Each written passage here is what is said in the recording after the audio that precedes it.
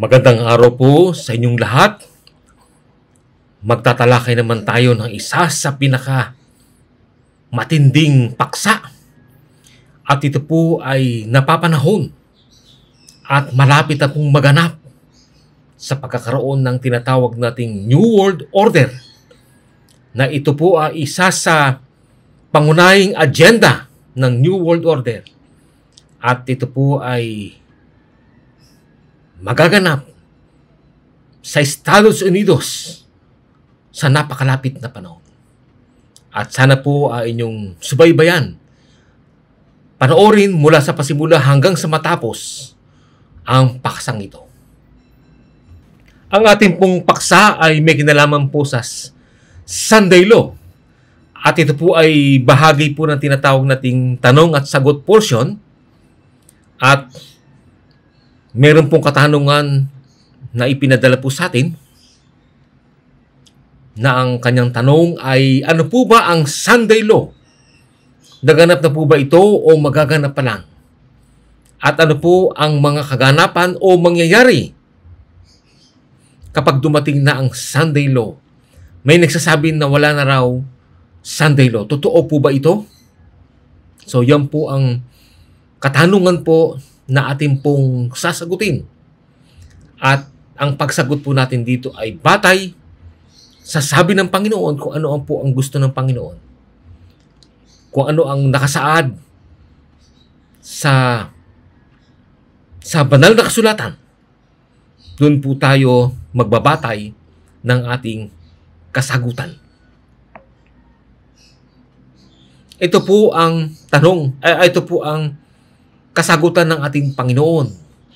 Ang sabi po sa Apocalypse 13:16-17, at ang lahat, maliit at malalaki, at mayayaman at mga dukha, at ang mga laya at ang mga alipin ay pinagbigyan ng isang tanda sa kanilang kanang kamay o sa noo, at nang wag makabili o makapagbili ang sinuman, kundi siyang mayroong tanda sa makatwid ay ang pangalan ng hayop o bilang ng kanyang pangalan. Yan po ay nakasaad po yan sa Apocalypse chapter 13 verse 16-17.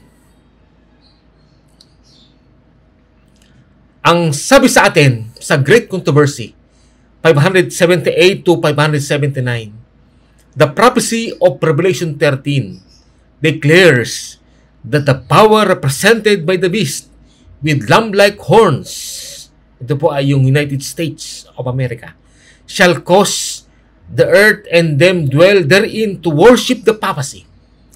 They're symbolized by the beast like unto a leopard. This prophecy will be fulfilled when the United States shall enforce Sunday observance, which Rome claims as a special acknowledgement of her supremacy. Napakalino po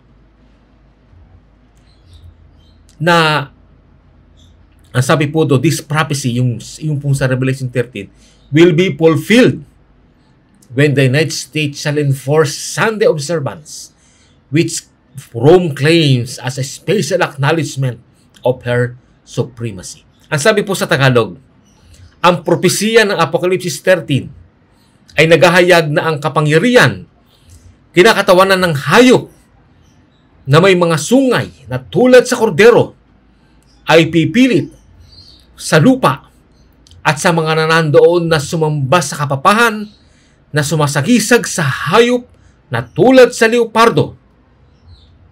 Ang propesiyang ito ay matutupad kapag ang Estados Unidos ay ipatupad ang panginghili ng linggo na inaangkin ng Roma bilang natatanging pagkilala sa kanyang pangibabaw. So malinaw po na ang propesiya sa Apocalypse 13, lalo na may kaugnayan doon sa na ang lupa at ang mga nandoon na sumamba sa kapapahan na sumasagisag sa hayop na tulad sa leopardo. Ang sabi po doon ay ang propesiyang ito ay matutupad kapag ang Estados Unidos ay ipatupad ang panghili ng linggo na inaangkin ng Roma bilang tanging pagkilala sa kanyang pangingibabaw. Ang sabi sa atin sa Great Controversy 448 hanggang 449, the enforcement of Sunday keeping on the part of Protestant churches is an enforcement of the worship of the papacy.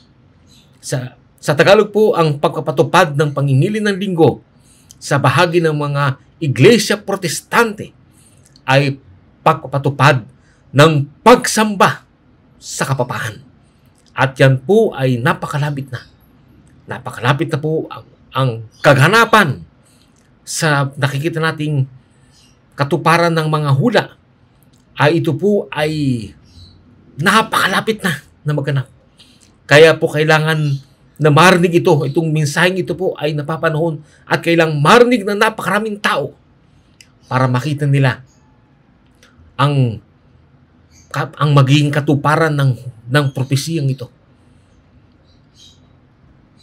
Ang sabi po sa atin sa Testimony Volume 5, 712, when our nation, ito po ay United States, shall so abjure the principles of its government as to enact a Sunday law, Protestantism will in this act join hands with popery. Sa Tagalog po, kapag ang ating bansa, ang Estados Unidos, ay tanggihan ang mga simulain ng pamalaan nito na magpatibay o magsabatas ng kautusan hinggil sa linggo, ay sa gawang ito sa sanib, kapit kamay sa kapapahan. Na ito palang pagpapatupad po ng tinatawag na Sunday law, yung enactment ng legislated Sunday observance. Ito po pala ay isang gawa ng pagsanib o pagkapit kamay sa kapapahan. So kapag ito po ay naganap, ang ibig sabihin po nito ay nagkapit na ng kamay ang Estados Unidos sa kamay ng kapapahan. Yun po ang ibig sabihin po ng Testimony Volume 5, 712. At ang sabi sa atin sa Bible Commentary Volume 7, 985, at ito po ay sa Review and Herald, December 13, 1892. This false Sabbath or Sunday is to be enforced by an oppressive law. Satan and his angels are wide awake and intensely active, working with energy and perseverance through human instrumentalities to bring about his purpose of obliterating from the minds of men the knowledge of God. Sa Tagalog po, ang huwad na Sabat, ito po ay ang araw ng linggo, ay ipapatupad ng mapang-aping batas. Si Satanas at kanyang mga anghel ay gising na gising at masiding aktibo, gumagawang may kasiglahan at tiyaga sa pamamagitan ng mga kasangkapang tao upang maisagawa ang kanyang layunin ng pagbubura mula sa mga isipan ng tao ng kaalaman ng Diyos. Napakalino po. Dito po sa Bible Commentary Volume 7, 985, na ang huwad na Sabat ay ipapatupad pala ito ng mapang-aping batas, yung tinatawag na oppressive law. Ito po ay magkakaroon ng legislative enactment sa Estados Unidos. At sa paggawa nito, ang sabi po doon ay si Satanas at ang kanyang mga anghel ay gising na gising at masiding aktibo. Bakit po? Gumagawang may kasiglahan at tiyaga sa pamamagitan ng mga kasangkapang tao upang maisagawa ang kanyang layunin ng pagbubura mula sa mga isipan ng mga tao ng kaalaman ng Diyos. Na ang layunin pala ni Satanas ay burahin sa isipan ng mga tao ang kaalaman hinggil sa Diyos. Mawala sa atin yung kaalaman na ipinagkakalob ng Panginoon para sa tao. Ang sabi sa atin sa Bible Commentary, Volume 7, 977, at ito po'y masusumpungan din sa Review and Herald, December 18, 1888. Ang sabi po, a time is coming when the law of God in a special sense to be made void in our land. The rulers of our nation will by legislative enactments enforce the Sunday law, and thus God's people be brought into great peril when our nations, ito po ay United States of America, in its legislative councils shall enact laws to bind the consciences of men in regards to their religious privileges, enforcing Sunday observance and bringing oppressive power to bear against those who keep the 7-day Sabbath, the law of God, will to all intents and purposes be made void in our land, and national apostasy will be followed by national ruin. Sa Tagalog po, ang sabi ay dumarating ang panahon na ang kautusan ng Diyos sa isang natatanging katuturan ay ipapawalang bisa sa ating lupain. Ang mga namumuno sa ating bansa sa pamamagitan ng pagkasabatas ay ipapatupad ang batas hinggil sa linggo. Yan po yung tinatawag na legislated Sunday observance.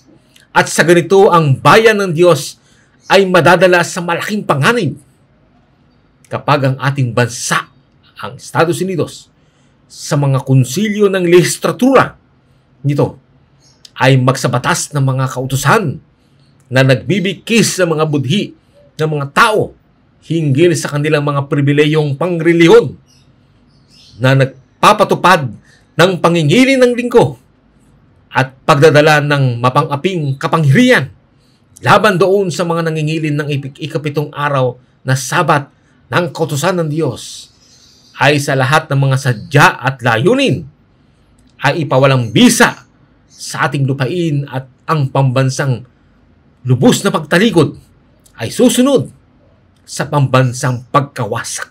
Kaya napakalinaw po na kapag ito po ay naisabatas sa magitan ng legislative body, ito po ay legislatura. Sa Amerika po ay binubuo po ito ng tinatawag na lower house at saka upper house. Ito yung tinatawag na yung Congress at saka yung Senate. At kapag ito po ay naisabatas na, ay ang sabi po doon ay ipapatupad po ito. Ipapatupad yung pangingili ng linggo.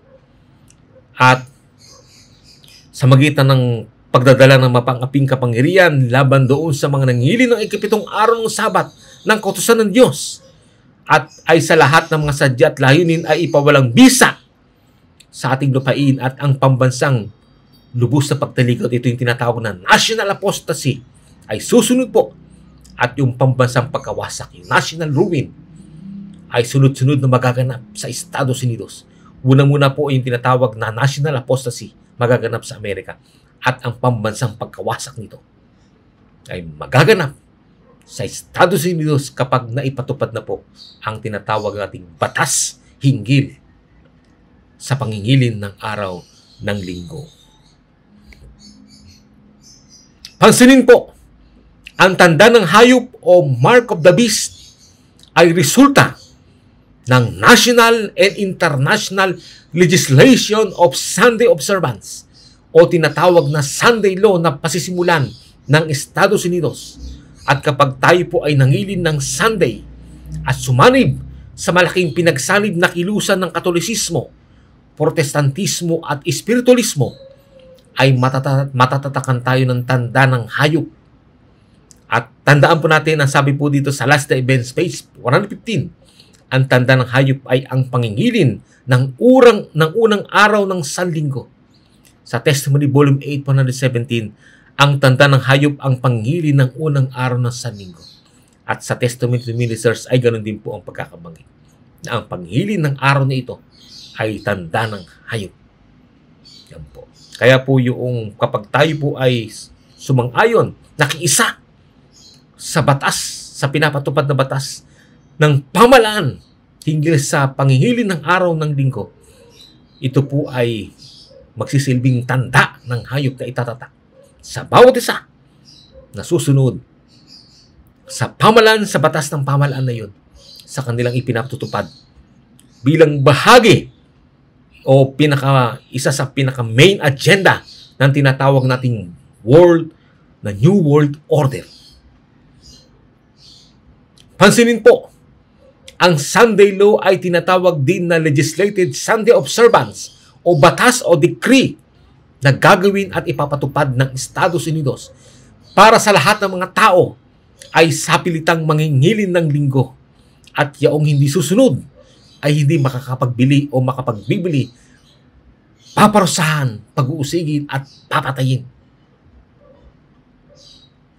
At kailan po magaganap ang Sunday law na magdudulot ng pagtatatak ng tanda ng hayop?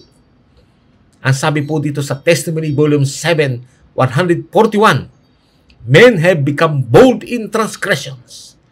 The wickedness of the inhabitants of the world has almost filled up the measure of their iniquity.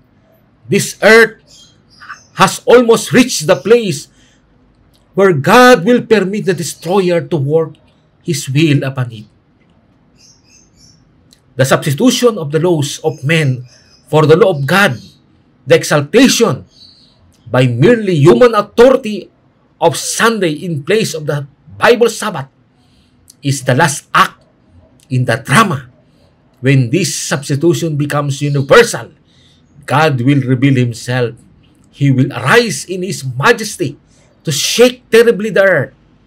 He will come out of His place to punish the inhabitants of the world for their iniquity, and the earth shall disclose her blood and shall no more cover her slain. Sa Tagalog po, ang sabi po sa atin, ang mga tao ay nagiging mapanghas sa pagsuway. Ang kasamaan ng mga nananahan sa mundo ay halos napuno na ang sukat ng kanilang kasamaan. Halos naabot na ng lupang ito ang lugar kung saan pinapahintulutan na ng Diyos ang mangwawasak na gawin nito ang kalooban niya dito. Ang pagkapalit ng mga kautusan ng mga tao sa kautusan ng Diyos, sa pagtataas sa magitan ng otoridad ng tao lamang ng linggo sa lugar ng Sabat sa Biblia ay ang huling akto sa drama. Ito pala yung tinatawag na last act of the drama. The huling akto sa drama. Kapag ang pagkapalit na ito ay maging universal o pangkalatan, ihayag ng Diyos ang kanyang sarili. Titindig siya sa kanyang kamahalan upang ugain ang nanggusto ang lupa. Lalabas siya sa kanyang lugar upang parusahan ang mga nanahan sa sanlibutan dahil sa kanilang kasamaan. At ang lupa ay tatambad ang dugo nito at hindi na maikukubli ang mga nangamatay nito. Napakatindi po ang magaganap. Kapag nangyari na po ang tinatawag nating legislation ng Sunday observance sa Amerika, at ito po ay lumaganap sa lahat ng iba't ibang mga lugar, ang sabi po doon ay titindig na ang ating Panginoong Hesus. Isabihin ay lalabas na siya sa most holy place ng sanctuaryo sa langit. At pagtindig po niya, titindig siya sa kanyang kamahalan upang ugain ang gusto ang lupa. Dito na po yung tinatawag na ibubuhos na po yung tinatawag nating yung galit ng Diyos. At wawasakin na itong lupa sa magitan ng pagbubuhos ng 7 huling salot. Kaya ang sabi po doon ay ang lupa ay itatambad ang dugo nito at hindi na maikukubli ang mga nangamatay nito. At hindi po yan. At ang sabi sa Last Day Events, doon po sa malaking Last Day Events, page 110, ang idolong Sabat ay itinayo bilang larawang ginto sa kapatagan ng Dura, at si Nebuchadnezzar, ang hari ng Babylonia, ay nagpalabas ng batas na lahat na hindi magpatira pa at sumamba sa larawang ito ay dapat patayin. Kaya ang proklamasyon ay gagawin na lahat ng hindi gagalang sa institusyon ng linggo ay parurusan ng pagkabilanggo. Napakalino po yan. Last Events 110. Sabi po doon ay kinumpara ang tinatawag na legislation of Sunday law ay kinumpara doon sa pagtatayo ng malaking larawan na ginto sa kapatagan ng Dura ni Haring Nebuchadnezzar, na kung saan ang lahat ng mga tao nagpalabas ng utos ng lahat ng tayo magpatirip at sumamba sa larawang ito. At kapag hindi sumamba ay papatahin. Kaya po ang proklamasyon ay gagawin na lahat ng hindi gagalang sa institusyon ng linggo ay parusahan ng pagkabilanggo. At ang sabi sa atin sa Bible Commentary, Volume 7, 976, mauulit ang kasaysayan, itataas ang huwad na relihiyon. Ang unang araw ng Sanlinggo, isang pangkaraniwang araw ng paggawa na walang pagkasagrado, ay tatayo tulad ng larawan sa Babylonia. Lahat ng mga bansa, wika at bayan ay uutusan na sumamba sa huwad na Sabat na ito. Ito ay panukala ni Satanas na mapawalang bisa ang araw na itinatag ng Diyos at ibinigay sa sanlibutan bilang alaala ng paglikha. Ang sabi sa atin sa Evangelism 234 hanggang 235, kapag ang utos ay humayo upang ipatupad ang hindi totoong Sabat, ito po yung araw ng linggo o yung Sunday law o yung legislated Sunday observance, at ang malakas na sigaw ng ikatlong anghel ay magbabala laban sa pagsambat sa hayop at kanyang larawan. Ang linya ay malinaw na makikita sa pagitan ng huwad at ng tunay. Sa gayon, yaong nagpapatuloy sa pagsuway ay tatanggap ng tanda ng hayop. Kaya yung pala pong magpapatuloy sa pagsuway sa mga utos ng Panginoon, sa 10 utos ng Diyos, yung patuloy na sumusuway at patuloy na nagkakasala. Ang sabi po doon ay tatanggap sila ng tanda ng hayop. At dito po sa Bible Commentary Volume 4, 1169, ang sabi po dito ay winawalang saysay ng marami ang Sabat ng ika-4 na utos. Tinatrato bilang isang walang kabuluhan. Samantalang ang huwad na Sabat, ang anak ng kapapahan, ay itinataas. Sa lugar ng mga kautusan ng Diyos ay itinataas ang mga kautusan ng lalaki ng kasalanan. Ito yung the man of sin. Mga kautusang tatanggapin at ipapalagay bilang kahangahangang larawang ginto ni Nabucodonosor ng mga taga-Babylonia.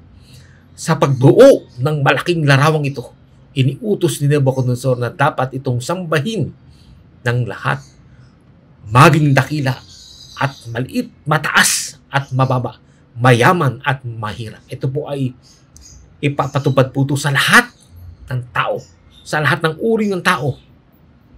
At dito po ay ito po yung tinatawag na the final test, yung pinakahuling pagsubok, the last act of the drama. Ito ang pinakahuling akto sa drama. At kapag naganap po ito, ay ang susunod na po rito ay yung tinatawag nating pagbubuhos na ng galit ng Diyos. Ang 7 huling salot, ang tinatawag na Jacob's time of trouble, ang pinakamatinding kabagabagan ni Jacob na magaganap dito sa lupa, na kung saan wawasakin ng Diyos ang sanlibutan. At sabi po doon ay ang mga patay po ay hindi na maililibing, hindi na kayang ilibing sa tindin sa napakaraming mga patay na magaganap at sa maraming mga kahirapan na magaganap po. Matitinding kahirapan, matitinding kalamidad at matitinding mga magaganap sa lupang ito, ay ang sabi po doon ay hindi na kayang ilibing pa yung mga patay, ang mga nangamatay at nakatambad po sa napakaraming mga lugar. Ang dugo po, aagos ang dugo, napakaraming dugo ang agos sa lupa, sa tindi na magaganap dito po sa lupa. At ang sabi sa atin, Testimony Volume 5, 213, ang utos ay ipinasa ng pinakamataas na may kapangyarihan sa lupa. Ito po ay ang Estados Unidos, na dapat sambahin ang hayop at tanggapin ang kanyang tanda sa ilalim ng hapdi ng pag-uusig at kamatayan. Makikita niyo po rito na talag ipipilit ng Estados Unidos at ng mga iba't ibang mga bansa po na susunod sa yapak ng Estados Unidos, ipipilit nila na dapat nilang sambahin ang hayop. Ito po ay yung kapapahan sa magitan po ng sa magitan ng panghihili ng araw ng linggo. At tanggapin ang kanyang tanda sa ilalim ng hapdi ng pag-uusig at kamatayan. Doon po yung matinding pag-uusig na magaganap sa bayan ng Diyos. At magkakaroon po ng mga martir. Magkakaroon ng kamatayan bilang bunga ng pagsuway sa kautusan ng pamalan hinggil sa bagay na ito. At ang sabi po sa atin, sa Last Day Events 257, ito po yung maliit na Last Day Events 257. The time of trouble is about to come upon the people of God. Then it is the decree will go forth forbidding those who keep the Sabbath of the Lord to buy or sell, and threatening them with punishment and even death if they do not observe the first day of the week as the Sabbath. Sa Tagalog po, ang panahon ng kabagabagan ay malapit nang dumating sa bayan ng Diyos. Kung magkagayon, ang atas ay ahayo na nagbabawal sa mga yaong nangingil ng Sabat ng Panginoon na bumili at magbili, at tatakutin sila ng kaparusahan at maging kamatayan kung hindi nila ipapangilin ang unang araw ng Sanlinggo bilang Sabat. Napakatindi po yan. Ito po ay mga propesiya na malapit na pong maganap. At doon sa mga nakikinig, ay tandaan natin, yung ating mga narinig ngayon ay malapit na pong maganap dito po sa lupang ito. Sapagkat nasa panahon na po tayo na halos mabibilang na lang sa kamay. Napakalapit na ang pagwawakas ng mundong ito. At ang pagdating ng Panginoon ay napakalapit na po. Sabi pa sa atin sa Bible Commentary Volume 7, 980, pagsubok ay malinaw na makikita kung ano ang tanda ng hayop. Ito ay ang pangingilin ng linggo. Yaon na pagkatapos marinig ang katotohanan, ay ipalagay ng araw na ito ay banal, ay nagdadala ng tatak ng lalaki ng kasalanan, yung man of sin. Ito po ay tumutukoy sa kapapahan na nag-iisip na baguhin ang mga panahon at kautusan. Napakalinaw po na kapag patuloy pa sa kabila ng sinabihan tayo na ang araw ng pangilin, ng araw ng linggo, ito po ay tatak ng hayop, tinatawag na tatak ng kapapahan. At kapag patuloy pa po tayo na sumunod tayo sa pinag-uutos ng pamalan, at patuloy pa rin natin ipinangilin ng araw ng linggo, ang sabi po dito ay tatatakan na po tayo ng mark of the beast sa ating noo. At ito po ay, ang ibig sabihin po nito, ito po ay nangangulugan ng walang hanggang kapamakan sa ating bahagi. At ito po ay, it means now, tayo po ay waglit. Hindi po tayo ligtas. At tayo po ay mabubuhusan ng galit ng Diyos. Yung tinatawag na 7 huling salot. Ang sabi pa sa atin ay ano po ang magaganap pag malapit na at naganap na ang Sunday law na tinatawag na bagyo. Sa Spirit of Prophecy ay tinatawag po itong bagyo or final test. Ito yung tinatawag na huling subukan na magaganap sa sanlibutan.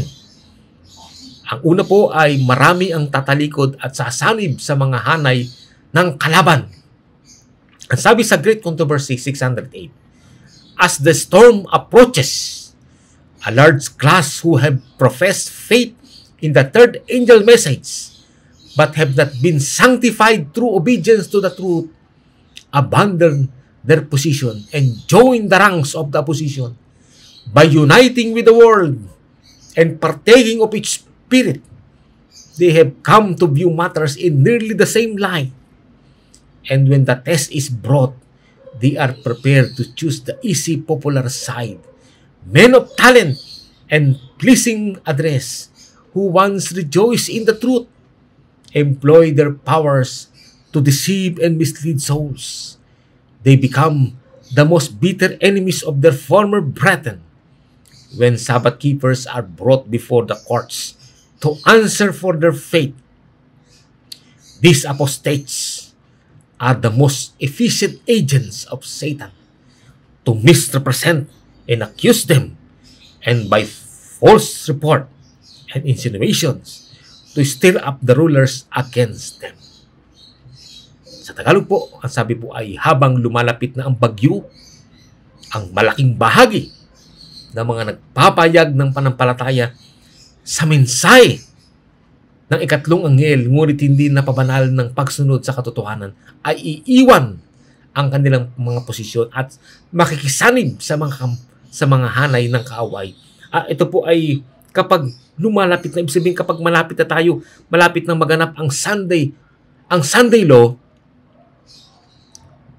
ay magkakaroon na po na tinatawag na ang malaking bahagi na ng mga nagpapanggap ng panampalataya sa mensahe ng ikatlong anghel ay ngunit hindi napabanal sa pagsunod sa katotohanan, ay iiwan ang kanilang mga posisyon at makikisanib sa mga hanay ng kaaway. So magkakaroon ng malaking apostasiya, pagtalikod. At ang nagpapanggap na bayan ng Diyos, yung malaking bahagi na nagpapanggap ng bayan ng Diyos, ay sasanib sa mga hanay ng kaaway. Bakit po? Ano po ang dahilan? Sa pamamagitan ng pakikiisa sa sanlibutan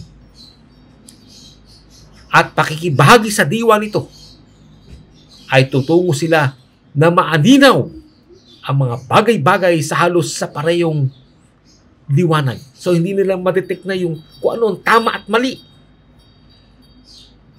Hindi nila malaman kung yung kanilang yung kanilang pininiwalaan ay tama o mali. Kung ano ang pinapatupad ng pamahalaan, halos hindi nila maaninaw na ito ay taliwas na sa sinasabi ng Panginoon. At kapag sila ay dinala sa pagsubok, ayun, may mga pagsubok pala pong, may mga pagsubok na magaganap. Handa na piliin ang magaan, popular na panig.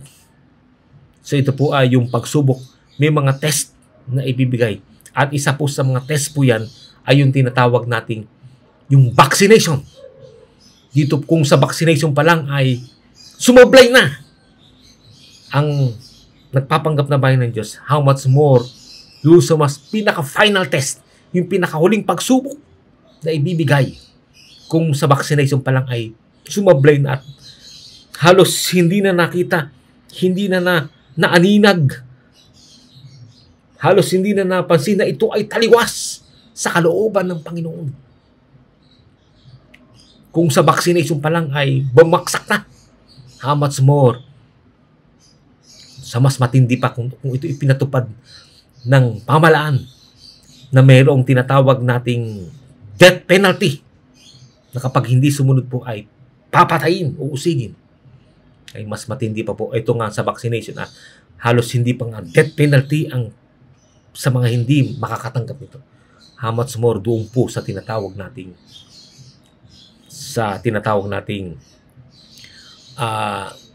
legislated Sunday observance. Kaya sabi po rito ay kapag sila ay dinala sa pagsubok, handa sila na piliin ang magaan, popular na panig, ang mga talentadong tao at magagaling magsalita na minsan ay nalugod sa katotohanan, ay gagamitin ang kanilang mga kagalingan upang mandaya at manligaw ng mga kaluluwa. Sila ay naging mga pinakamapait na kaaway ng kanilang mga dating mga kapatid. Kapag ang mga nangilin ng Sabat ay madala sa harap ng mga korte upang ipagtanggol ang kanilang pananampalataya, yaong mga tumalikod na ito, so meron palang mga tumalikod, mga apostate, na ito ay mga napakabisang ehente ni Satanas upang siraan at akusahan sila, at sa pamamagitan ng kanilang mga huwad na ulat at mga paratang ay pupukawin ang mga namumuno laban sa kanila. Napakatindi po ito. Ito po ay mga propesiya na talagang kasalukuyan nagaganap at ang iba po ay malapit ng maganap. At nakikita natin yung malaking bahagi ng mga nagpapanggap ng pananampalataya sa mensahe ng ikatlong anghel na hindi napabanal. At sa pagsunod sa katotohanan ay iiwan ang kanilang posisyon at makikisanib sa mga hanay ng kaaway. Napakatindi po ito pong propesiyang ito na kitang-kita natin na natutupad sa ating kapanahunan. At ang pangalawa po ay hindi makabibili o makapagbibili at pagkaputol ng suportang pang-ekonomiya. Ang sabi sa Desire of Ages 121, in the last great conflict of controversy with Satan, those who are loyal to God will see every earthly support cut off because they refuse to break His law in obedience to earthly powers. They will be forbidden to buy or sell. It will finally be decreed that they shall be put to death. At ang Revelation 13:11-17 po ay nailigay po dyan. Ito po ay Desire of Ages 121. Sa English po at sa Tagalog po ang sabi po, sa huling malaking labanan ng tunggalian kay Satanas, yaong mga tapat sa Diyos ay makikita nila na ang bawat makalupang suporta ay mapuputol dahil tinatanggihan nila na lumubag sa kanyang kautusan. Sa pagsunod sa mga kapangyarihan ng lupa, sila ay pagbabawalan na bumili o makapagbili. Sa wakas ay iuutos na sila ay ipapatay. So magkakaroon ng tinatawag na death penalty doon sa mga hindi susunod sa batas na ito. Ay yung tinatawag na Sunday observance, Sunday law observance. Sigurado po ay, ang sabi po doon ay sa wakas, ang sabi po ay iutos na sila ay ipapatay. At ang pangatlo po ay yung tinatawag na ang National Legislative Sunday Observance sa Amerika ay kakalat at magiging international. Ang sabi po dito sa Bible Commentary Volume 7, 976, history will be repeated. False religion will be exalted. The first day of the week, a common working day, possessing no sanctity whatever, will be set up as was the image of Babylon. All nations and tongues and peoples will be commanded to worship this spurious Sabbath. The decree enforcing the worship of this day is to go forth to all the world. Sa Tagalog po ang sabi po ay mauulit ang kasaysayan. Itataas ang huwad na reliyon. Ang unang araw ng Sandinggo, ang pangkaraniwang araw na walang inaangking kabanalan, ay itatayo bilang larawan ng Babylonia. Lahat ng mga bansa at wika at bayan ay utusan na sambahin ang hindi tunay na Sabat. Ito po ay araw ng linggo. Ang atas na nagpapatupad na sambahin ang araw na ito ay hayo sa buong sanlibutan. Kaya ito po ay magiging international pala. Kapag ito po ay magpapasimula sa Amerika at ang bawat bansa ay tutulad, hayo ito sa buong sanlibutan. At ang sabi sa Testimony Volume 6, page 18, as America, the land of religious liberty, shall unite with the papacy in enforcing the conscience and compelling men to honor the false Sabbath, the people of every country on the globe will be led to follow her example. Sa Tagalog po, habang ang Amerika, ang lupain ng kalayaang pangreliyon, ay makikiisa sa kapapan, sa pagpilit, sa budhi at pagwersa sa mga tao na parangalan ang huwad na Sabat, yung araw ng linggo. Ang mga tao sa bawat bansa sa mundo ay pangungunahan na sumunod sa kanyang halimbawa. Makikita niyo po rito. So lahat ng bawat bansa sa buong mundo ay susunod sa halimbawa ng Estados Unidos. Yan po ay sabi sa Testimony Volume 6, page 18. At ang sabi sa Testimony, Volume 6, page 352, the Sabbath question is to be the issue in the great final conflict in which all the world will act apart. Sa Tagalog po, ang katanungan hinggil sa Sabat ay magiging issue sa dakilang katapusang paglalabanan kung saan ang buong mundo ay gagawa ng bahagi nito. So ang involved pala sa tinatawag nating sa enforcement of legislated Sunday observance, ito po ay buong mundo, bawat bansa sa buong mundo ay magpapatupad ng issue ito na ang ipipilit sa kanilang mga mamamayan na sumumba sa araw ng linggo at manghilin ito. At ito po ang gawing araw ng day of worship sa bawat bansa sa buong sanlibutan. Sabi sa Testimony, Volume 6, 395, foreign nations will follow the example of the United States. Though she leads out, yet the same crisis will come upon our people in all parts of the world. Sa English, sa Tagalog po, ang mga bansa sa ibayong dagat, ito yung mga foreign nations, ay susunod sa halimbawa ng Estados Unidos. Bagamat pinangungunahan niya, ngunit ang parehong krisis ay darating sa ating mga tao sa lahat ng bahagi ng mundo. So, ang Sunday Law observance mula National Sunday Law po ay magiging international.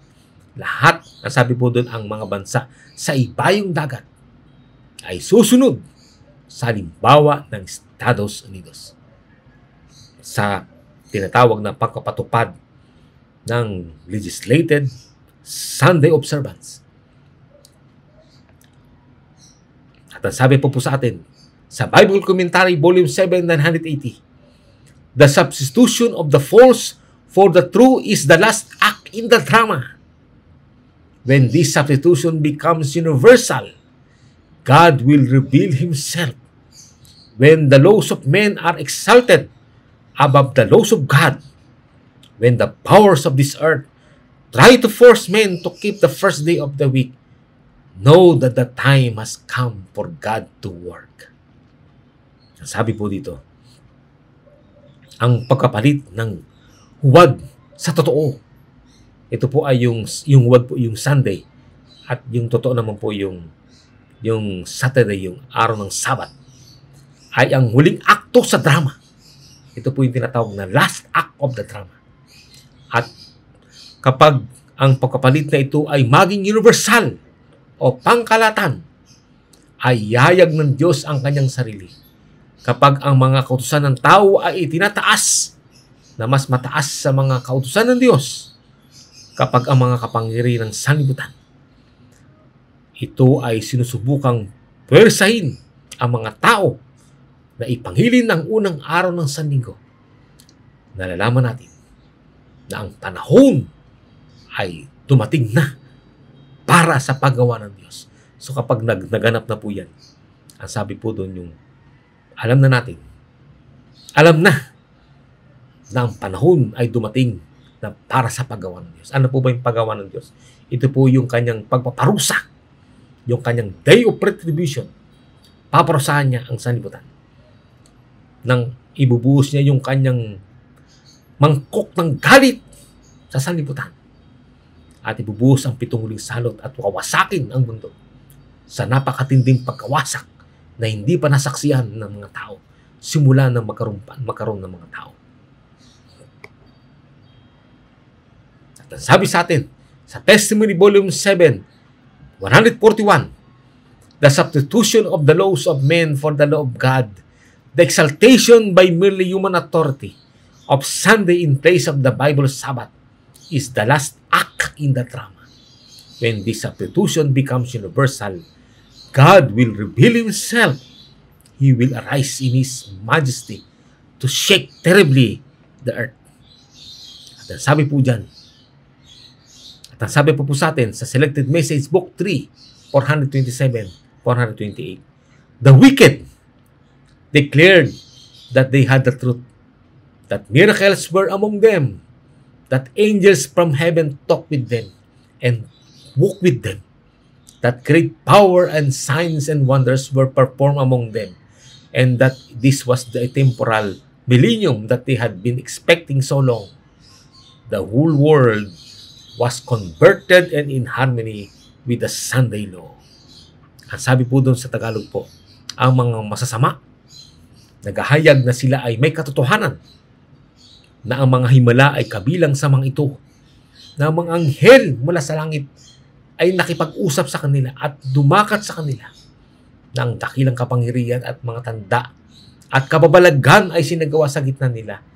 At ito ang temporal na millennium na kanilang iniaantay sa mahabang panahon. Ang buong sanlibutan ay naikayat at nakikiisa sa batas hinggil sa araw ng linggo. Kaya pala, makikita po natin na talagang ang buong sanlibutan ay makukumbinsi. Makukumbinsi sila. Malilin lang sila. Ang kala nila ay tama ang pagsasabatas hinggil sa araw ng linggo at pagkapatupad dito. At ang sabi po sa atin ay pag naganap ang mga bagay na yan, ang sabi po sa atin ay isa pa sa magaganap ay darating si Satanas at magkukunwaring si Kristong dumating sa ikalawa. Ang sabi sa isang aklat sa DD page 42, as the crowning act in the great drama of deception, Satan will personate Christ. Satan will manifest himself among men as a majestic being of dazzling brightness, resembling the description of the Son of God given by John in the Revelation. He heals diseases of the people, and then in his assumed character of Christ, he claims to have changed the Sabbath to Sunday and commands all to hallow the day which he has blessed. He declares that those who persist in keeping holy the seventh day are blaspheming his name by refusing to listen to his angels, sent to them with light and truth. His blessing is pronounced upon the worshippers of the beast and his image, the very class upon whom the Bible declares that God's unmingled wrath shall be poured out. Ang sabi po sa Tagalog, ang nakararangal na gawa o gawa ng pagkukorona, ito po yung tinatawag na gawa ng pagkukorona o the crowning act sa malaking drama ng pandaraya, gagayahin ni Satanas si Kristo. Ibig sabihin, si Satanas ay magkukunwaring siya ay darating dito sa lupa. Ipapakita ni Satanas ang kanyang sarili sa gitna ng mga tao bilang isang maringal na nilalang ng nakasisilaw na liwanag, nakahawig ng pagkakalarawan ng anak ng Diyos na ipinagkaloob kay Juan sa Apokalipsis. Pinapagaling niya ang mga may sakit kasi nagpapagaling siya. At saka yang ipinalagay na ugali ni Kristo. Inaangkin niya na binago niya ang Sabat patungong linggo at iniutos na banalin ang banal na pinagpalan niya. Kaya sa panahon pong ito, kapag dumating si Satanas na nagkukunwaring siya ay si Kristo, magpapagaling siya ng mga may sakit. At ipapakita niya na yung ugali ni Kristo, imamanifest na siya nga talaga si Kristo. At aangkinin niya na binago niya ang Sabat patungong linggo at iniutos na banalin ang banal na pinagpalan niya. Inihahayag niya na yaong mga nagpupumilit sa pamangilin ng ikapitong utos ay lumalapastangan sa kanyang pangalan sa mamagitan ng pagtanggi na makinig sa kanyang mga anghel na sinugo sa kanila na may liwanag at katotohanan. Makikita niyo po yung mga may makasama sa mga angels na magliliwanag at may katotohanan. Ipinahayag ang kanyang pagpapala sa mga sumasamba sa hayop. Ito po ay sa kapapahan at sa kanyang larawan. Ang kanyang larawan po ay ito po yung mga Protestantism at mga apostate churches na sumunod sa yapak ng Katolisismo. Ang uri ng mga tao na pinahayag ng Biblia na bubuhusan ng galit ng Diyos na walang halong awa. Napakatindi po ng mga pangusap na binabanggit sa bagay na ito. At ang sabi po sa atin sa Bible Commentary Volume 7, 976, when the legislature frames laws which exalt the first day of the week and out it in the place of the seventh day, the device of Satan will be perfected. Napakalino po yun. Note, this will be during Sunday law enforcement. This is the time that Satan will come and will introduce himself as Christ coming the second time. Makikita niyo po yung larawang ito. Ito po yung larawan, maaari is larawan na magkukunwari siya. Kung ano yung nakikitang larawan na nakikita natin sa panahon ngayon. Itutulad niya ang larawang ito. Satan personating our Lord Jesus. Kaya yung mga larawan po na pinapakita po ngayon, larawan ng ating Panginoon Jesus, hindi po yun ang tunay na larawan ng ating Panginoon. At maaaring gayahin yun ni Satanas upang mapaniwala niya ang mga tao na siya ang Kristo na dumating dito sa lupa. At ang kanyang pagparito ay parang katulad ng pagparito na idinilarawan ng banal na kasulatan sa aklat ng Apocalypse 1. Nakakasama niya yung kanyang mga laksa mga anghel. At darating siya, ngunit hindi niya matutulad ng perfectly yung pagparito ng ating Panginoon. Ang sabi po sa atin, makikita niyo po sa mga larawan, yung kanyang paraan ng kanyang pagparito ay tutularin niya yung paraan ng pagparito ng Panginoon. At ang sabi po sa atin, ito po, yan po yung tinatawag na counterfeit second coming of Christ. Counterfeits coming of Christ will with these angels with dazzling brightness resembling the description of the Son of God given by John in the Revelation. Kaya napakatindi po yung magaganap at halos yan ay yung tinatawag na crowning act of deception of Satan na halos buong sanlibutan ay maniniwala na ang Kristo ay dumating na dito sa lupa. Madadayin niya napakarami mga tao sa gagawing personification ni Satan. Gagayahin niya ang pagparito ng ating Panginoon. At ang ikalima po ay yung tinatawag na pag-uusig, pagkabilanggo at kamatayan. Ang sabi sa Last Day Events, big page 101, the two armies will stand distinct and separate, and this distinction will be so marked that many who shall be convinced of truth will come on the side of God's commandments-keeping people. When this grand work is to take place in the battle prior to the last closing conflict, many will be imprisoned, many will flee for their lives from cities and towns, and many will be martyrs for Christ's sake in standing in defense of the truth. They will be brought before kings and rulers and before councils to meet the false, absurd, and lying accusations brought against them. But they must stand firm as a rock to principles. Yan po. Makikita niyo po yung tinatawag nating yung lahat ng susunod sa Panginoon. Sa magitan ng pagsunod, panghihili ng araw ng Sabado, at hindi sila susunod sa legislated Sunday observance, sila po ay makakaranas ng tinatawag nating matinding persecution. At ang sabi po sa Tagalog dito sa Last Day Events, big page 101, dalawang mga hukbo ang tatayo na magkaiba at magkahiwalay. Ang pagkakaiba ay kapansin-pansin upang ang marami na makumbinsi ng katotohanan ay pumaraon sa panig ng mga tao na sumusunod sa mga utos ng Diyos. Kapag ang gawaing ito ay mangyari sa labanan, bago maganap ang huling pagsasara ng tunggalian, marami ang makukulong, marami ang tatakas para sa kanilang buhay mula sa mga lungsod at bayan at marami ang magiging martir para sa kapakanan ni Kristo o alang-alang kay Kristo. At sa pagtayo sa pagtatanggol sa katotohanan, dadalhin sila sa harap ng mga hari at mga pinuno at sa harap ng mga konsilyo upang harapin ang huwad, walang katotohanan at mga sinungaling na akusasyon na dinala laban sa kanila.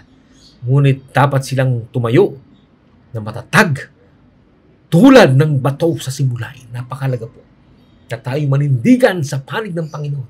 Ano man ang mangyari, ito man ay magdulot ng ating kamatayan, ito may magdulot ng ating kahirapan dahil sa pagkabilanggo, o ano man ang maganap sa atin, ay manindigan tayo. Ang sabi po doon ay tayo ay tumayong matatag tulad ng bato sa simulain. At ang ika-6 po ay yung pambansang pagtalikod at pambansang pagkawasak.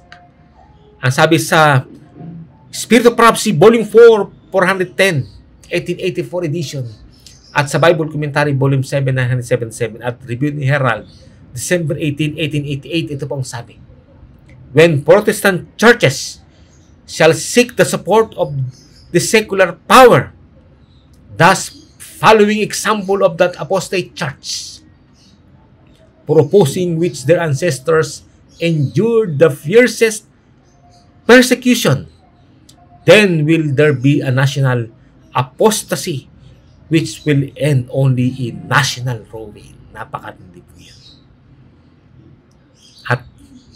At sabi po dito sa Review and Herald, June 15, 1897, bilang kaparehas din po ito, sabi po, the Roman Catholic principles will be taken under the care and protection of the state. This national apostasy will speedily be followed by national ruin. Kaya matindi po, ang ibig sabihin po nito ay ang pambansang apostasy, national apostasy, which will end only in national ruin. At dito sa halos parehas din po sa Review ng Herald, June 15, 1897, sabi po, this national apostasy will speedily be followed by national ruin. At ano po itong national apostasy na ito? Ang sabi sa atin ay, with rapid steps, we are approaching this period when Protestant churches shall unite with the secular power to sustain a false religion, proposing which their ancestors endured the fiercest persecution. Then will the papal Sabbath be enforced by the combined authority of church and state. There will be a national apostasy which will end only in national ruin. Yan po ay nasa Signs of the Times. Isa rin po yan sa statement ng ating lingkod na si Ellen G. White.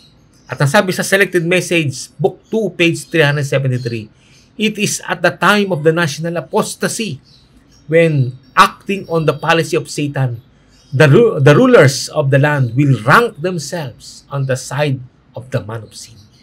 It is then that the measure of guilt is full. The national apostasy is the signal for national ruin. Ang pambansang apostasy is the signal for national ruin. Napakatindi po na magaganap na national apostasy kapag nangyari na po ang tinatawag na legislated Sunday observance, ay magkakaroon po ng pambansang pagtalikod, matinding pagtalikod. At ito po ay masusundan agad ng tinatawag na pagkawasak, pambansang pagkawasak ng Estados Unidos. Kaya po, at pagkatapos po niyan, ano po ang darating po? Ang sabi sa Last Day Events, ito po yung big page 216. Darating naman ang pagsara ng pinto ng awa. Tinatawag na close of probation. Ang sabi po doon, when the test is over. So kapag tapos na yung pagsubok na nangyari dito sa lupa. At ang pinaka-final test po yung tinatawag na Sunday observance. When men have taken sides for or against the law of Jehovah, the season of mercy and probation is ended. Sa Tagalog po, kapag ang pagsubok ay tapos na, kapag ang mga tao ay nakapili na ng panig, pabor o laban sa kautusan ni Jehovah, ang panahon ng kahabagan at awa ay tapos na. Ibig sabihin, dito po, magkakaroon tinatawag na pagsasara ng pinto ng awa. Ang sabi, ang panahon ng kahabagan at awa ay tapos na.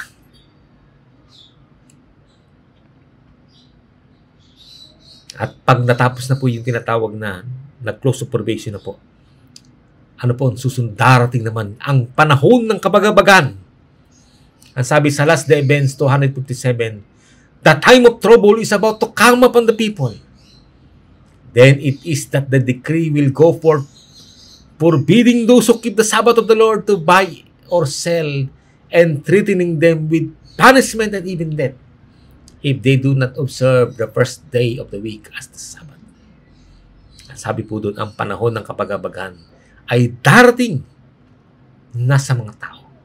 Kung kayo ng atas ay hayo na nagbabawal doon sa mga nangingil ng Sabat ng Panginoon na bumili o magbili, at binabantaan sila na prusahan at maging kamatayan kung hindi sila mangingili ng unang araw ng Sanlinggo bilang Sabat. Napakatindi po yan.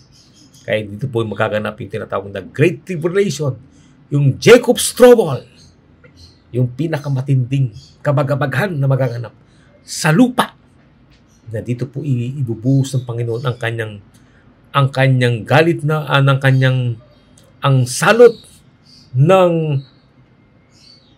walang halong awa. Ito po yung mga salot na walang halong awa, unmingled with mercy. At sabi po sa ikawalo po ay bubuhos na po ang 7 muling salot. Ang sabi sa Testimony Volume 7, 141, the substitution of the laws of men for the law of God, the exaltation by merely human authority of Sunday in place of the Bible Sabbath, is the last act in the drama. When this substitution becomes universal, God will reveal Himself. He will arise in His majesty to shake terribly the earth. He will come out of His place to punish inhabitants of the world for their iniquity. And the earth shall disclose her blood and shall no more cover her slain. Sa Tagalog po, ang pagkapalit ng mga batas ng mga tao para sa kautusan ng Diyos, ang pagtataas sa magitan lamang ng otoridad ng tao sa linggo sa lugar ng Sabat ng Biblia, ay ang huling akto sa drama. At kapag naganap na po ito, ay alam na natin po na darating na ang Panginoon. At ang sabi po rito, kapag ang pagkapalit na ito ay nagiging pangkalatan, hihayag ng Diyos ang kanyang sarili. Siya ay tatayo sa kanyang kamahalan upang yanigin ng lubos ang lupa. Siya ay lalabas mula sa kanyang lugar upang porsahan ang mga nananahan sa sanlibutan dahil sa kanilang kasamaan, at ang lupa ay tatambad ang dugo nito at hindi na matatakpan ang mga patay nito. Nakikita niyo, napakatindi na magaganap. Talagang dadanak ang dugo po sa panahon ito at hindi na matatakpan. Ibig sabihin, hindi na maililibing ang mga patay nito. Wala nang panahon pa para ilibing ang mga patay sa tindi na napakaraming mga patay na nagkalat sa kalye at sa iba't ibang mga lugar. Yan po ang magaganap. Napakatinding magaganap sa sanlibutan. At yan po ay malapit na magaganap dito sa lupa.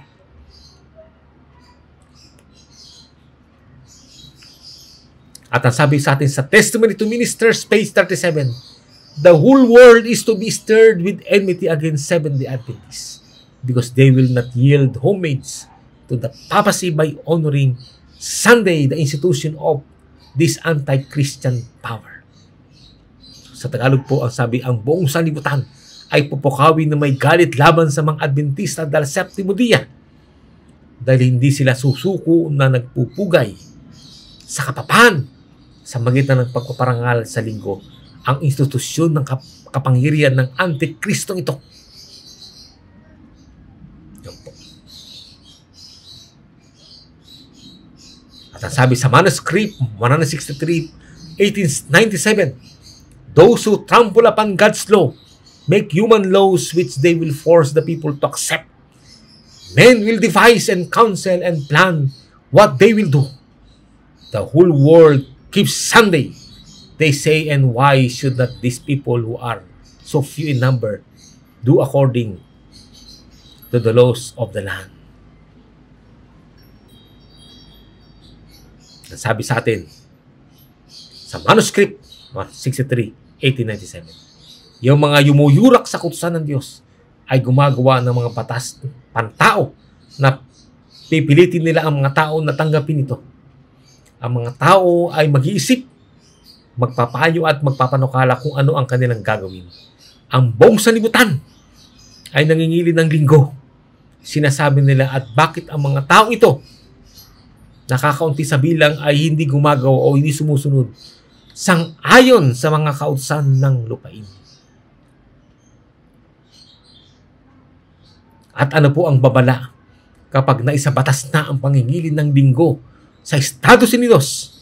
Testimony Volume 5, 464 hanggang 465. Wala nang panahon ngayon upang ilagak ng bayan ng Diyos ang kanilang pagmamahal o mag-iipon ng kayamanan sa sanlibutan. Hindi na malayo ang panahon kapag tulad ng mga unang alagad ay mapipilit tayo na magangad ng kanlungan sa liblib at tagong mga lugar sa pagkubkob ng Jerusalem ng mga sundalong Romano ay tanda ng pag-aalis ng mga Kristiyanong Hudyo.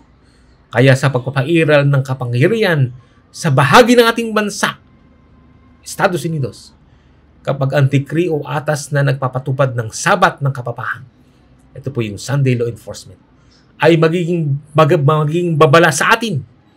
Ito ang panahon na iiwanan ang mga syudad bilang paghahanda sa paglisan sa mga maliit para sa tahanan, pahingahan sa mga liblib na lugar, sa mga bundok. Ito pala yung panahon na una po ay hindi na tayo dapat mag-ipon ng kayamanan sa salibutan. Ito ng panahon ng ating mga salapi ay gamitin na natin sa gawain ng Panginoon, sapagkat pag naganap po ito, hindi na natin magagamit ang mga salapi. Hindi na tayo makabibili o makapagbibili. Kaya panahon na po ngayon na huwag na tayong mag-impok sa kayamanan sa salibutan. At ito rin ang panahon kapag nangyari na po ito. Ito po yung panahon na iiwanan na ang mga syudad. Aalis na tayo at pupunta na tayo sa mga liblib na lugar. Doon sa mga lugar na halos panahon na pati yung mga nasa country living ay nakatira sa country living, aalis din po at pupunta na sa mga liblib na lugar ng kabundukan.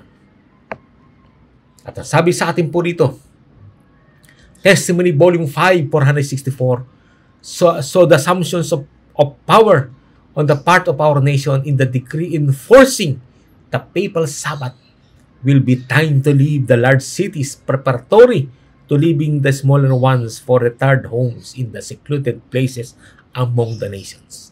Sa Tagalog po, Testimony Volume 5, 464, sa pagluklok sa kapangyarihan sa bahagi ng ating bansa sa atas na pinapatupad ang sabat ng kapapahan, ay magiging panahon na lisanin ang mga malalaking lungsod bilang paghahanda sa paglisan sa mga maliit para sa tahanan pahingahan sa mga liblib na lugar, sa mga bundok. Ito na yung panahon ng pupunta tayo sa mga lugar na sa mga liblib na lugar. Kaya po sabi sa L Writings 34, sa Tagalog po ay page 36, in the time of trouble, we all fled from the cities and villages, but were pursued by the wicked, who entered the houses of the saints in with the sword.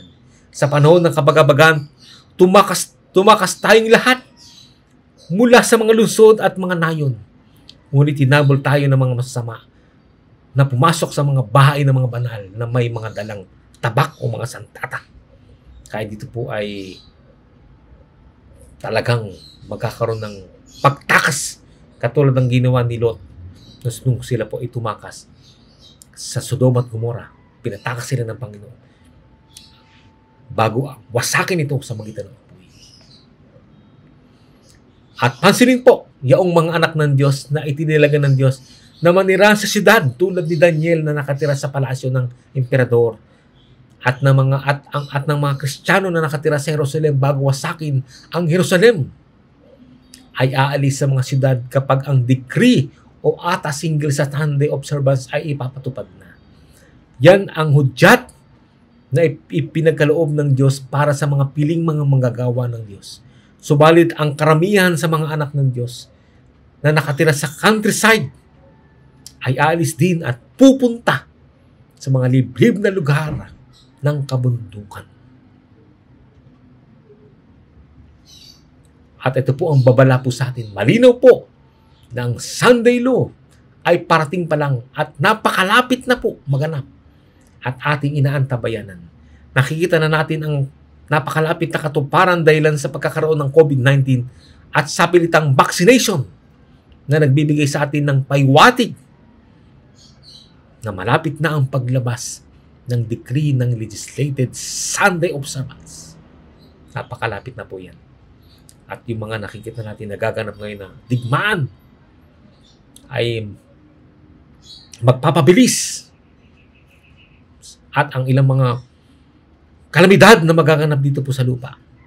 Iba't ibang mga matitinding kalamidad, lindol, baha, sunog, tidal wave, at iba't ibang mga tinatawag nating kalamidad na magaganap dito sa lupa ay magpapabilis.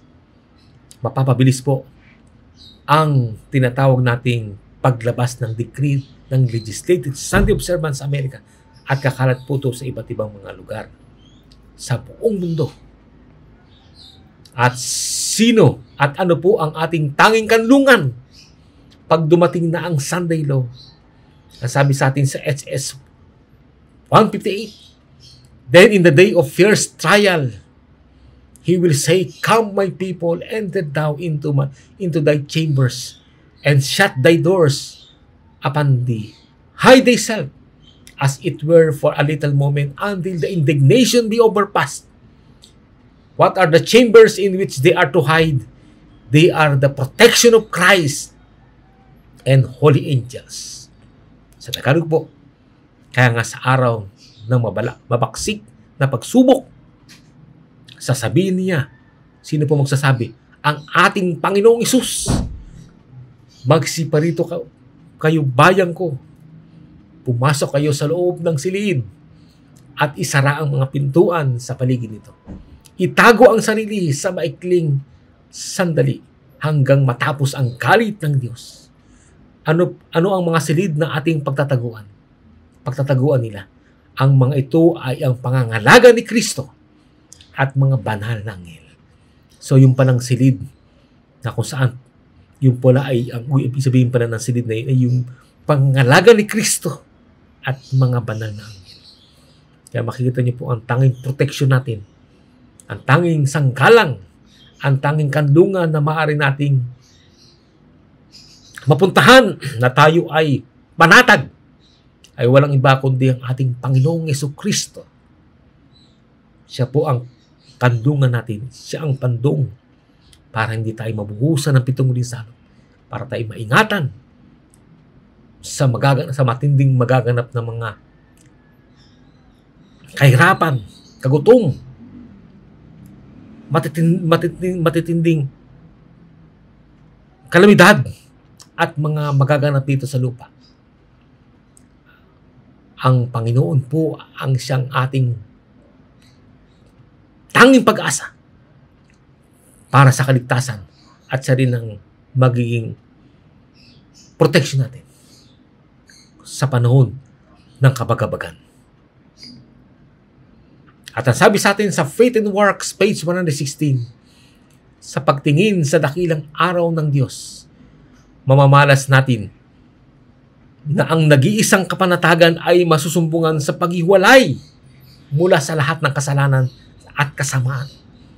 Yung mga nagpapatuloy sa kasalanan ay masusumpungang kabilang sa mga hinatulan at napapahamak.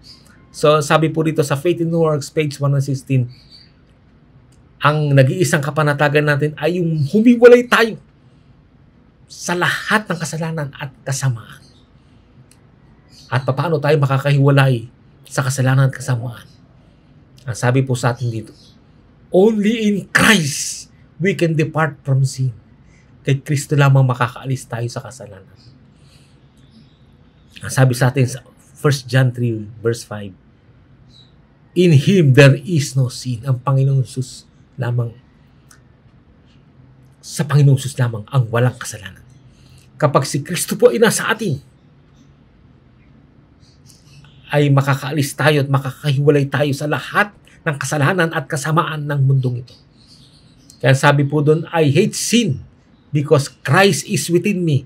Kapag si Kristo po ay nasa atin at naghahari sa atin, kasusuklaman natin ang kasalanan. At tayo ihiwalay mula sa kasalanan at kasamaan. Ang sabi sa Faith and Works, page 470, their only safety is in learning of Christ. He is the great central light of the world. All other lights, all other wisdom are foolishness. Sa English po, sa Tagalog po, ang kanilang nag-iisang kapanatagan ay ang matuto kay Kristo. Siya ang dakilang sentrong liwanag ng sanlibutan. Lahat ng iba pang liwanag, lahat ng iba pang karunungan ay kamangmangan. So, ang ating nag-iisang kapanatagan lamang ay ang matuto tayo sa ating Panginoong Jesucristo. Siya po ang tinatawag na the light of the world, ang liwanag ng sanlibutan ayon sa 1:8-12. Na siyang gagabay sa atin. Siya ang tanging nating kapanatagan. Na tayo po ay dadalhin sa isang lugar na kung saan hindi tayo maapektuhan ng matinding mga magaganap dito po sa lupang ito. At ang sabi po sa atin, sa HDL page 58, Christ in the heart, Christ in the life, this is our safety. Si Kristo sa puso, si Kristo sa buhay, ito ang ating kapanatagan. Kapag ang ating Panginoong Kristo po ay nasa loob ng ating puso, at si Kristo ang ating buhay, sabi po, si Kristo sa buhay, siya ang nabubuhay sa atin. Siya ang nagmamando ng ating buhay. At ang buhay niya ang siyang ating kinabubuhay. Ang sabi po doon, ito ang ating kapanatagan. This is our safety. At wala nang iba pang kapanatagan na makukuha natin sa iba pa, liban na lamang sa ating Panginoong Jesucristo. Kaya nga sabi po sa Christ Object Lesson 154 to 155, our only safety is in constant distrust of self and dependence on Christ. Sa Tagalog po, ang ating nag-iisang kapanatagan ay ang patuloy na hindi pagtitiwala sa sarili at pagdepende kay Kristo. Ito na po ang panahon para tayo po ay dumepende 100% sa Panginoon at huwag natin pagtiwalaan ang ating sarili. Ang sabi sa HBN o Heaven page 138, through Christ alone can you make sure of heaven, where all is purity, holiness, peace, and blessedness, where there are glories that mortal lips cannot describe. Sa pamamagitan ni Kristo lamang, na makasisigurado tayo ng langit, na kung saan ang kadalisayan, ang kabanalan, kapayapaan, at pagpapala, kung saan ang mga kalulatian, kung saan nadoon ang mga kalulatian na hindi kayang ilarawan ng isang mortal na mga labi. Kaya sa magitan lamang ng Panginoong Hesus ay makasisigurado tayo ng langit. At sabi po sa atin dito sa Daily Good News, page 2, book 2, page 6, at sa page 43 po by A.T. Jones and E.J. Wagner. Who is our city of refuge? Christ. Si Kristo po ang kandungan. Yung tinatawag na muog. Yung ang ampunan sa ibang salin. At sino ating Sa Tagalog po, sino ang ating lungsod ng kanlungan? Walang iba kundi ang ating Panginoong Jesucristo. Kaya sabi sa awit 46:1-7, ang Diyos ay ating ampunan at kalakasan, handang saklolo sa kabagabagan. Ang Panginoon ng mga kubo ay sumasa atin. Ang Diyos ni Jacob ay ating kanlungan. Noong unang panahon, ang mga Libit, noong unang panahon po ay naglagay ang Diyos ng tinatawag na mga cities of refuge sa iba't ibang lugar sa bansang Israel. At pag ang isang tao ay nagkasala at siya ay hinabol upang patayin, sila po ay tumatakbo at nagtutungo sila sa tinatawag na bahay ampunan, yung tinatawag na city of refuge, na kapag sila nakapasok doon, hindi na sila pwedeng galawin, patayin ng sino man. At ang Biblia po ay, sabi po, the Bible names 6 cities as being cities of refuge. Ito po yung mga iba't ibang lugar noong unang panahon. Tinawag na Golan, Ramoth, and Bosor on the east, left bank of the Jordan River, and Kedes, Shechem, and Hebron on the western right side. At ito po mga bahay ampon nito ay nilagay po ng unang panahon na ang kanino po ba ito kumakatawan? Ang sabi sa Patriarchs and Prophets, Tagalog 608-609, ang mga bahay ampunan o tinatawag na cities of refuge na itinalaga para sa bayan ng Diyos nung una ay mga larawan ng ampunang ipinagkaloob kay Kristo. Sa ating Panginoong Hesus pala kumakatawan yung pong tinatawag na cities of refuge, ang mawaing tagapagligtas na nagtakda noong mga bayang ampunan pang dito sa lupa sa magitan ng pagbubuhos ng sarili ng dugo ay nagbibigay sa nagkasala sa kautusan ng Diyos ng isang tiyak na matatakbuhan kung saan sila ay makakapunta upang maligtas mula sa ikalawang kamatayan. Na ang ibig sabihin po pala ng tinatawag na cities of refuge noong unang panahon, ito po ay 6. Ito pala ay kumakatawan. Walang iba kundi sa ating Panginoong Jesucristo. At ang sabi sa atin dito sa aklat po sa Daily Good News, Book 2, page 43 by A.T. Jones. At mababasa natin sa awit 46:1-7. Christ is the city of refuge, sabi po dito, to which everyone pursued by the avenger blood may flee, sure of finding a welcome. In Christ alone will the sinner find release from the lusts of the law, for in Christ the righteousness of the law is fulfilled, and by Him it's fulfilled in us. Roma 8:4. The law will allow nobody to be saved unless he has the righteousness of God, which is through faith, the faith of Jesus Christ. Napakalaga po yan.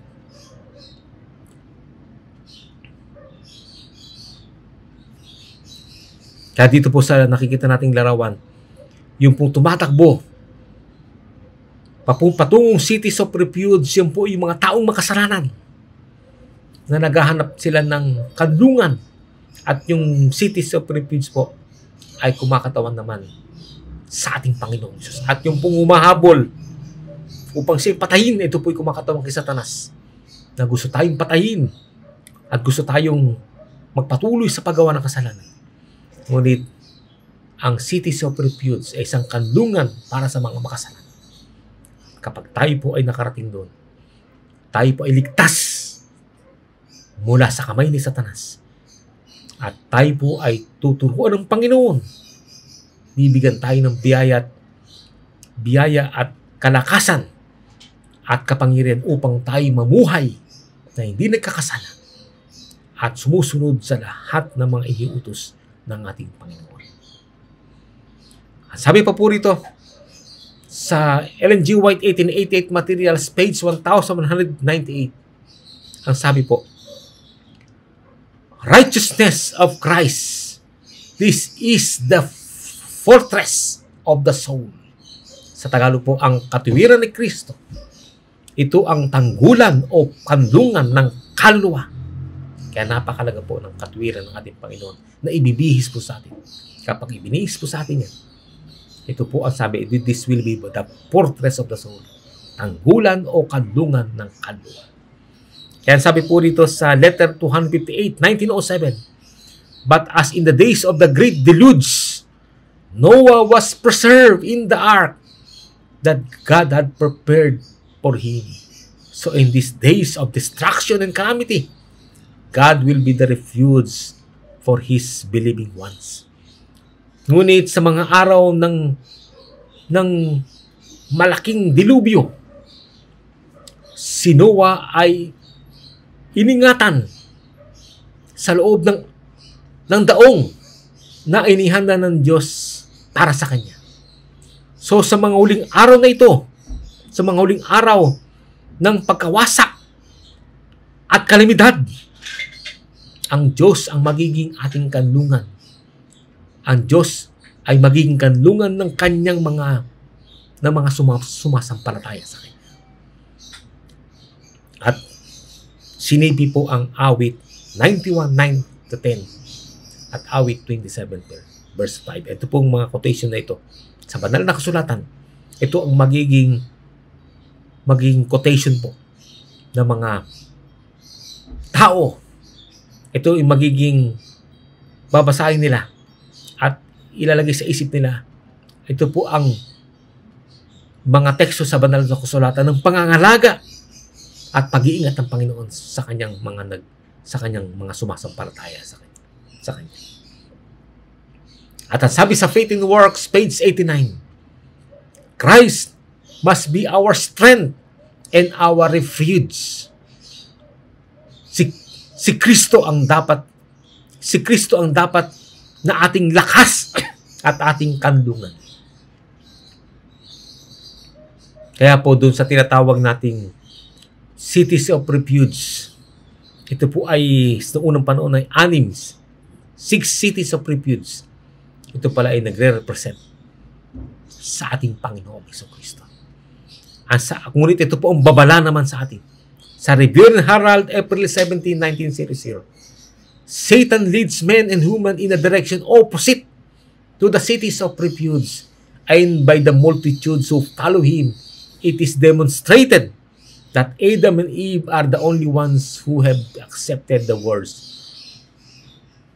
of the willing. Ito pala ang babala po sa atin na inihahatid ni Satanas ang mga tao, ang mga lalaki at babae sa direksyon na taliwas doon sa syudad ng kanlungan. Ibig sabihin, opposite to the city of refuge na walang iba kundi ang ating Panginoong Jesucristo. Hanggat maaari ayaw ni Satanas na tayo ay magtungo sa city of refuge at sumunod tayo and by the multitudes who follow him. Napakarami pala ang sumusunod kay Satanas. Salit na dalhin sa ating Panginoong Hesus ay dinadala sa iba't ibang mga tsorya, papaliw sa ating Panginoong Jesucristo. Kaya ang sabi sa ating Bible Commentary, Volume 6, 1072, Christ is our hope and our refuge. His righteousness is imputed only to the obedient. Let us accept it through faith that the Father shall find in us no sin. Sa Tagalog po, si Kristo ay ang ating pag-asa at ating kanlungan. Ang katuwiran niya ay ibinibilang lamang sa mga masunurin. Tanggapin natin ito sa magitan ng panampalataya upang hindi makasumpong ang Ama ng kasalanan sa atin. Napakalaga po. Napakalinaw ang binabanggit dito po na ang Panginoong Hesus ang ating pag-asa at ating kanlungan. At yung kanyang katuwiran po ay ay ini-impute, inilalagay sa kasampo doon sa mga masunurin. At tanggapin natin ito sa magitan ng panampalataya upang hindi makasumpong ang Ama ng kasalanan sa atin. Kailangan natin tanggapin ito. Yung katuwiran na ibig sabihin po ito yung sakdal na pagsunod ng ating Panginoon ay dapat mailagay sa atin upang at kapag ang Panginoon ay nasa sa atin po, ang buhay natin ay mababago mapabago tayo, maging tayo new creature, bagong nilalang, at aalisin ng Panginoon lahat ang mga depekto ng ating mga sarili. Aalisin niya. At ang buhay natin ay magiging buhay ng saktal na pagsunod sa lahat ng mga utos ng ating Panginoon. Pansinin, ang awit 91 mo ang magiging mga talata na babasahin at pagbumunihin ng 144,000 na mga maliligtas. Depende sila sa lakas at pagliligtas ng ating Panginoong Hesus. Hindi sila bibitaw ng pagtitiwala kay Hesus na kanilang Panginoon, Hari at tagapagligtas. Tulad ng ginawa ni Jacob nung siya makipagbuno sa ating Panginoong Hesus. Hindi niya binitawan si Hesus hanggang hindi siya pinamasmasan nito. Kaya ang sabi po sa atin, sa awit 91, 1-2, siyang tumatahan sa lilim na dako ng kataas-taasan ay mananatili sa lilim ng makapangyarihan sa lahat. Aking sasabihin tungkol sa Panginoon, siya'y aking kanlungan at aking katibayan, ang Diyos ko na siyang aking tinitiwalaan. Napakagandang mga quotation po rito. Whoever dwells in the shelter of the Most High will rest in the shadow of the Almighty. I will say of the Lord, He is my refuge and my fortress. My God, in Him will I trust. Napakaganda po. At kung papatuloy pa natin, basahin po yan. Awit 91. Yan po ang mga pangako ng Panginoon na kanyang gagawin sa kanyang nagtatapat sa kanya, naglilingkod sa kanya, at mga pag-iingat ang ipagkakaloob niya para sa mga tao na natatakot sa kanya at naglilingkod at sumasampalat at nagtatapat ng lubusan sa ating Panginoong Hesus. Sabi po sa atin, ito po ang mensahe ng paanyaya.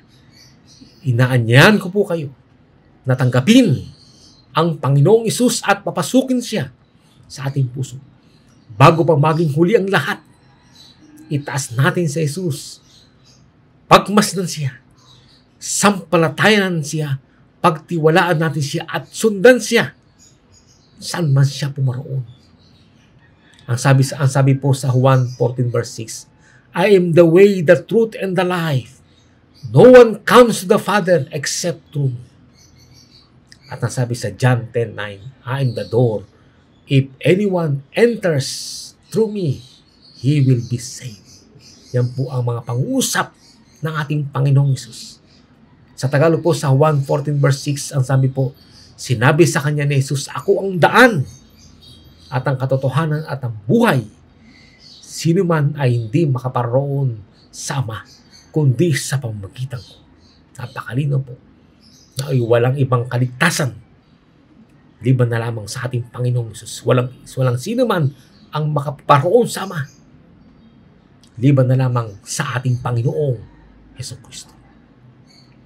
At ang sabi po sa atin bilang panghuling slide, ang sabi po doon, the Lord is a refuge for all who put their trust in Him. Letter 79, 1900. Ang Panginoon ay kanlungan para sa lahat na magtitiwala sa Kanya. Kaya po kapag tayo ay magtitiwala sa ating Panginoon, siya po ang ating magiging kanlungan. At ang ating Panginoong Hesukristo, si Yeshua, ang ating nag-iisang tagapagligtas at pag-asa ng kasalanan. Siya po yung tinatawag nating the Lamb of God, ang kordero ng Diyos na nag-aalis ng kasalanan ng sanlibutan. Kaya inaanyahan ko po kayo na lumapit sa Kanya. Isuko natin ang ating buong buhay sa ating Panginoon. Lumuhod tayo ngayon at manalangin at sabihin natin, Panginoon, tinatanggap ko po kayo bilang personal na Panginoon at tagapagligtas. At binubukasan ko po aking puso na kayo makapasok sa akin At ako po'y nananampalataya sa inyo na kaya niyong baguhin ang aking ugali.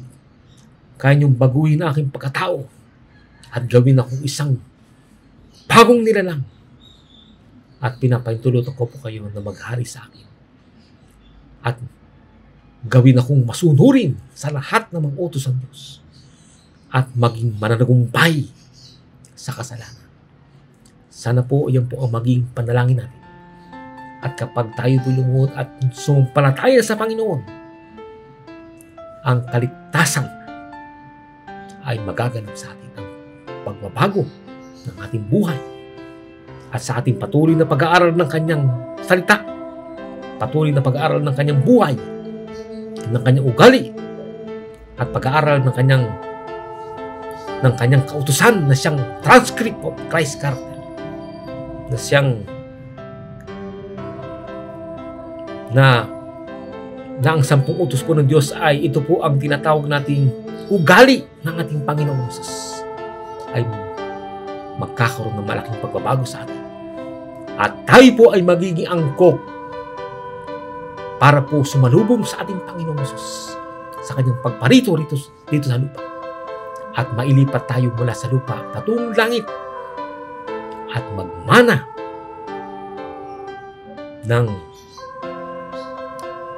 at manahan doon sa bagong langit at bagong lupa na inihanda ng Panginoon sa mga malilitas.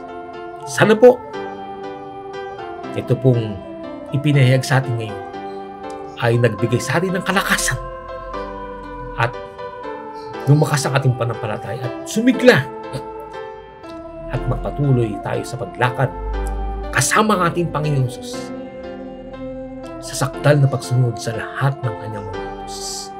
Salamat po at pagpalain po kayo ng ating